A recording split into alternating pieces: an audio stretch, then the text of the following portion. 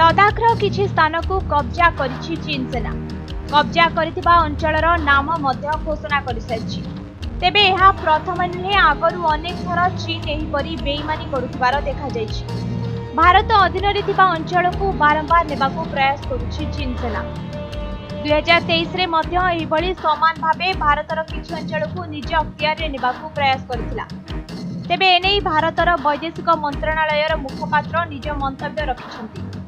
भारतर वैदेशिक व्यापार मंत्रणालय कहिछि जे भारत चीन ଏହି आभिमुख्यକୁ आदौ ग्रहण करिब नाही। अन्यपटे दीर्घ दिन धरी भारत और चीन मध्य चलुवा सीमा विवाद नहीं दुई देश भितर आलोचना होता। यार समाधान करने पाई दुई देश उच्च स्तरीय बैठक डकाई। मात्र गोटे पटे विवाद समाधान होता बेले चीन विश्वासघात करिछि।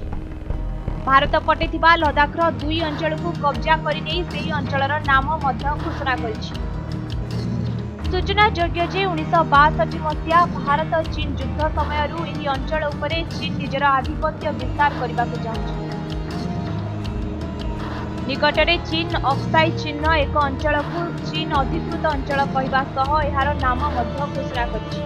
हिन्ना और हिकिंग नाम भारत पटे थिबा दुईटी अंचल को चीन निजर नूतन दुई जिला भावे घोषणा करिछि। अन्यपटे आउ चलित वर्ष प्रधानमंत्री मोदी चीन को गस्त करने योजना करथिले। गोटे पटे सीमा विवाद रे समाधान होता बेले उभय देश सीमा विवाद रे ब्रेक लागिबो बोली कहा जाउथला। मात्र पुणी चीन निजर मनमानी करबा आरंभ कर देछि। जदि देखिबा 2017 मसीह रे चीन भारतर 6टी अंचलर नाम घोषणा करथिला और यह चीन अधीन रे थिबा कहिथिला। ଏହା ପରେ 2021 ରେ पुणी अरुणाचल प्रदेश 15टी स्थान को निज अख्तियार नेबाकू प्रयास करथिला। ଏହା छडा 2023 रे मध्य भारतर 11टी अंचल को निजर अंचल बोली कहिथिला चीन सेना। तेबे लगातार चीन और पाकिस्तान सह भारतर सीमा विवाद देखिबाकू मिलुछि।